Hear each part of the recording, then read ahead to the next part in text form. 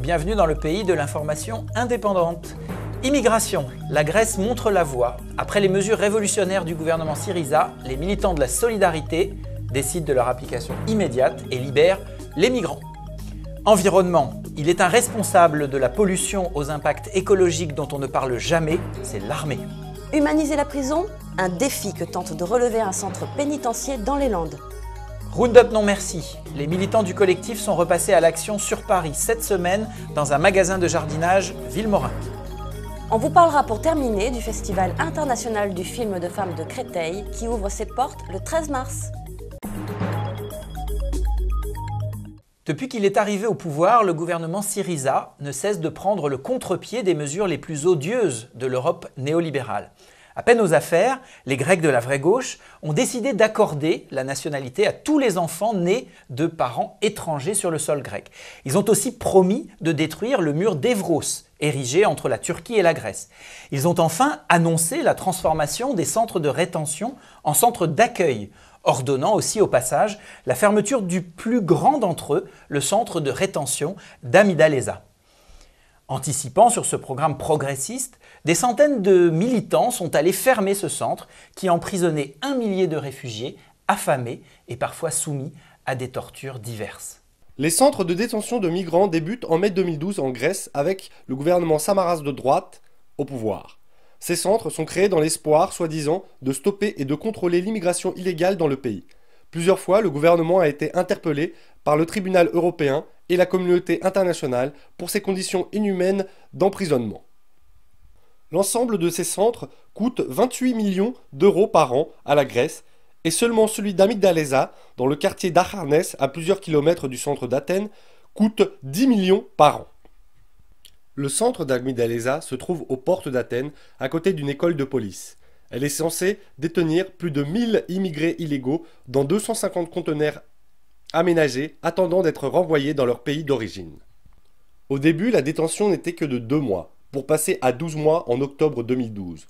Le ministre Nikos Dendias décrivait le centre d'Amygdaleza comme excellent et un des plus modernes centres de détention d'Europe. En avril 2013, 700 détenus effectuent une grève de la faim. En août 2013, le temps de détention passe de 12 à 18 mois et après une émeute, 10 d'entre eux arrivent à s'échapper, mais 2 d'entre eux sont rattrapés le lendemain. Une autre dizaine est arrêtée avant même d'avoir pu s'échapper. La situation est de plus en plus difficile. Syriza a montré depuis le début son mécontentement et son refus vis-à-vis de ces centres de la honte. Il faut savoir qu'à Amygdaleza, 3 migrants sont morts de maladie et en février 2015, un Pakistanais d'une vingtaine d'années s'est suicidé. Le 3 février dernier, le nouveau ministre de la protection des civils Syriza, Yanis Panoussis, annonce la fin et la fermeture définitive de ces centres. Ce même jour, il est en visite au centre de détention d'Amygdaleza et le caractérise comme honteux et indigne envers l'humanité. Le 21 février dernier, une manifestation est organisée à Amygdaleza, mais est réprimée par les forces de l'ordre avec gaz lacrymogène et matraques. Le 3 mars, le ministre Yanis Panoussis annonce la libération des immigrés des centres de détention avec une possibilité de permis de rester sur le territoire allant de 4 à 6 mois. Ce dimanche dernier, des anarchistes occupent les bureaux centraux de Syriza à Athènes, estimant que les centres devraient ouvrir maintenant sans condition. Le gouvernement leur réaffirme sa position et l'occupation des bureaux s'est finie dans la soirée. Le problème de l'immigration illégale est un problème européen. Mais l'hypocrisie de la communauté européenne face à ce problème est grotesque. Tant qu'il y aura des guerres, des famines et de la pauvreté dans le monde, certains verront toujours l'Europe comme un Eldorado imaginaire. En décembre, les chefs d'État et de gouvernement du monde se réuniront à Paris pour parler de la question pressante du réchauffement climatique, un phénomène résultant directement des émissions de gaz à effet de serre liées aux activités humaines, agriculture, industrie, transport. Gageons qu'une fois encore, ils feront mine d'oublier que l'un des contributeurs majeurs du dérèglement climatique n'est autre que l'armée. Chut Xavier, c'est tabou, sauf chez Radio Libertaire.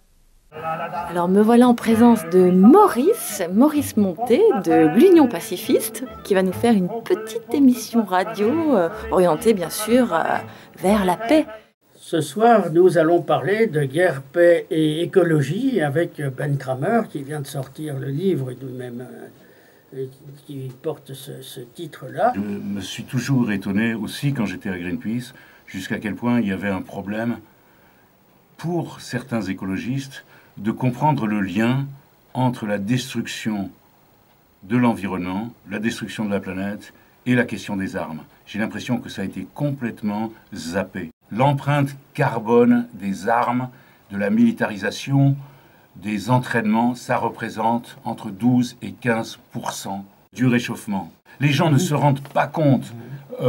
Une seule heure de vol d'un F-16, c'est l'équivalent de 3 ans de consommation d'un automobiliste américain. Le nombre de militaires dans le monde, c'est à peu près 1% de la population mondiale. Le nombre de kilomètres carrés qui sont squattés par les armées à travers le monde, ça représente 1% de la superficie de la planète, l'équivalent de la France. Les militaires américains, à partir des années 60, pour inonder la piste Ho Chi Minh, ont commencé à utiliser des méthodes pour manipuler la météorologie.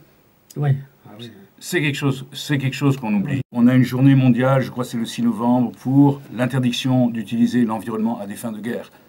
Le seul pays avec Israël qui n'a pas signé cette convention qui interdit cette manipulation de l'environnement à des fins de guerre, c'est la France. Il y a un lien direct entre ceux qui décident de faire le flic à travers le monde et la misère chez eux. Un quart des sans-abri aux États-Unis, un quart, sont des anciens combattants. J'avais vu aussi, en allant à Saint-Pétersbourg, la plupart de ceux qui font la Manche, ce sont des anciens militaires. Oui, ça fait partie des dégâts. Donc les écologistes, ils ont le background qu'il faut pour comprendre la problématique de la militarisation.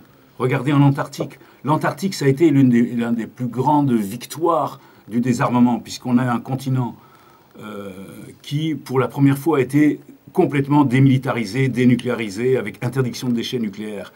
C'est une victoire pour les pacifistes, même s'ils l'ont oublié, mais c'est aussi une victoire pour les écolos. C'est mes étudiants qui m'ont fait la remarque récemment en me disant « Mais qu'est-ce que ça veut dire qu'une transition énergétique s'il n'y a pas de transition au niveau militaire? Ça ne veut rien dire. » Probablement qu'une société qui est une société de plus en plus guerrière, elle est incapable de faire du développement durable. Léna, comme tu le sais, la Cour européenne des droits de l'homme a condamné la France pour traitement inhumain et dégradant dans ses prisons. C'était par exemple le cas à la prison de Nancy. Oui, et heureusement, il n'en est pas de même partout. Et certains centres pénitentiaires, préférant plus d'accompagnement à plus de répression, proposent des initiatives qui amorcent un réel changement. Une fois n'est pas coutume, mes chers agitateurs, direction le centre pénitentiaire de Mont-de-Marsan dans les Landes. En effet, la prison expérimente un nouveau type de programme appelé Respect. Les détenus les plus en difficulté sont encadrés par les anciens, ceux qui ont un projet sont accompagnés pour le concrétiser et une certaine forme de liberté est tolérée à présent. Il y a du lien social qui s'établit et on voit donc des effets tout à fait intéressants. Il y a par exemple, comme exemple très concret, moins de sollicitation du corps médical. Depuis la mise en place de ces modules.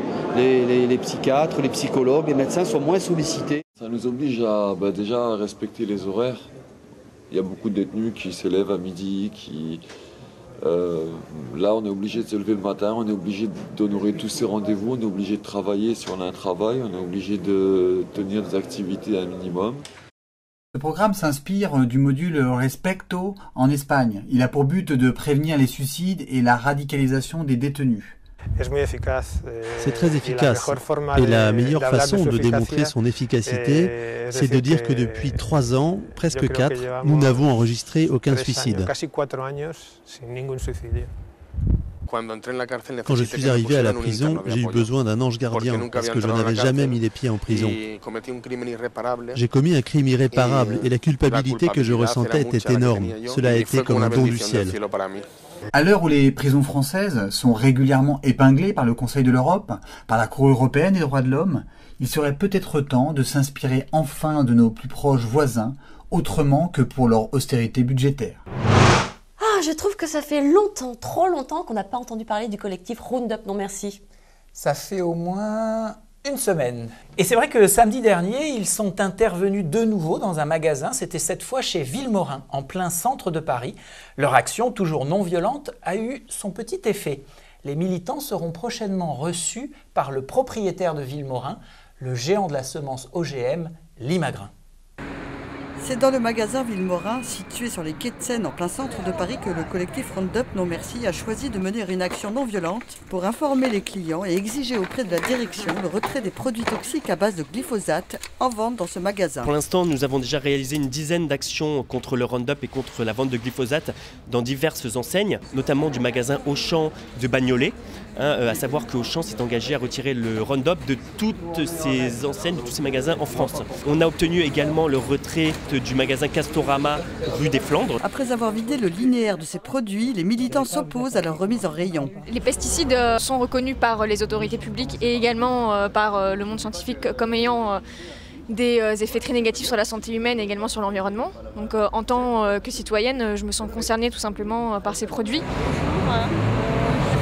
Je suis plutôt contente de voir qu'il y a des gens qui se mobilisent pour dénoncer ces produits qui sont hyper toxiques, qui détruisent notre planète, qui vont à terme nous condamner à ne plus vivre de rien, à avoir détruit toute notre agriculture, tout ce qui fait qu'on est des êtres vivants qui se nourrissent d'autres êtres vivants. À la ville de Paris, on n'utilise plus aucun traitement phytosanitaire au sein des parcs et jardins. Et alors vous faites comment ? Désherbage, donc ça veut dire plus d'heures de binage, de désherbage, etc. Ça sollicite un peu plus physiquement, mais bon, il y a un moment, il faut savoir ce qu'on veut, c'est dire adieu aux phytos et puis promettre autre chose, je pense, aux générations futures. La caissière qui est juste derrière m'a dit, de toute façon en 2017 on n'aura plus le droit de les vendre. Donc en fait ils le savent qu'ils n'auront plus le droit de les vendre d'ici 2 ans, mais nous on voudrait gagner un peu de temps pour que la planète se dirige un peu moins vite. Non, vous avez raison, hein. C'est sûr que ça leur fait baisser le chiffre d'affaires, mais bon. On a eu de la chance, la police est venue, ce qui nous a permis d'avoir un rendez-vous. C'est bien en tout cas, bravo. Le responsable du magasin qui est là aujourd'hui nous a dit qu'il nous présenterait le grand patron, le grand responsable du magasin. Et nous pourrons alors lui poser directement nos questions pour savoir ce qu'il envisage de faire pour retirer ces produits qui contiennent du glyphosate de ses rayons, s'il attend que la loi lui impose ou s'il va prendre conscience avant que moralement c'est dangereux et c'est absurde de vendre des produits aussi toxiques. Donc, on a rendez-vous lundi matin à 10h, c'est super. Du 13 au 22 mars va avoir lieu le 37e Festival international de films de femmes de Créteil et du Val-de-Marne. Alors si des stars comme Béatrice Dalle ou Virginie Despentes sont là pour attirer du public, la programmation foisonne de réflexions vues par des femmes de tout genre. Mais pas que pour les femmes, Xavier, je te rassure, tu pourras y aller. Petit tour d'horizon éclectique du Cru 2015.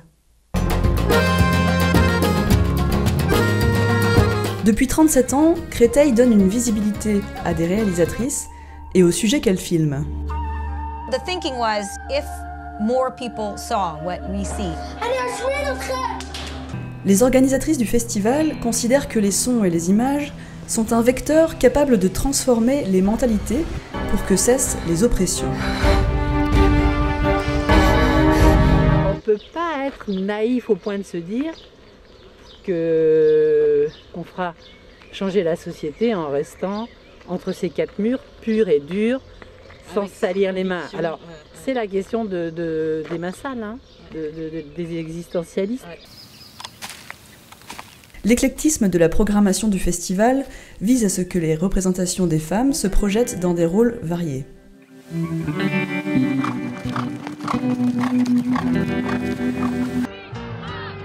Dans ce moment-là, la source de l'amitié, c'est de trouver d'autres personnes qui partagent les mêmes idées que nous.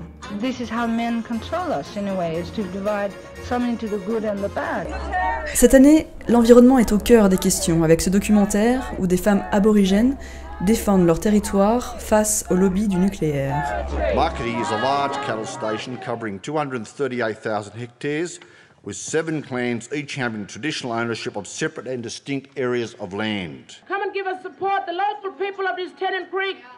Je me disais, ouais, il n'y a qu'un nuage, quoi. Et j'avais jamais fait spécialement le lien avec la centrale. Il a vraiment fallu que je me retrouve ici pour vraiment me dire, ouais, c'est ça, quoi. Il n'y a qu'un nuage parce qu'il est généré par la centrale. Environnement toujours, un autre documentaire ici montre avec simplicité comment le paysage français est malmené par l'industrie nucléaire. On nous en rappelle d'autres et puis on n'oublie pas de par quoi c'est généré, quoi. Enfin, l'aspect champignon, ça parle de soi, quoi. Alors que faire? Quelques solutions. Et c'est Colline Serrault qui sera la marraine de la partie Turbulence climatique, avec ce documentaire qui sera de nouveau projeté sur grand écran. Bientôt, quand on se met à table, il faudra, plutôt que de se souhaiter bon appétit, il faudra se souhaiter bonne chance. Ils ont essayé de faire des œufs carrés, ils n'y sont pas arrivés. Dans les années 70, on n'avait pas le droit de dire qu'on cultivait bio parce que c'était, paraît-il, de la concurrence déloyale. On parle d'environnement, mais jamais du fait que le premier environnement des humains, c'est le corps maternel.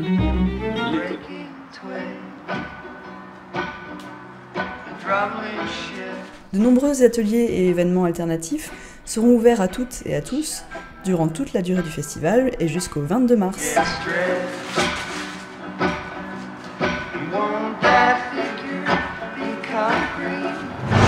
Merci d'avoir suivi cette Alter JT.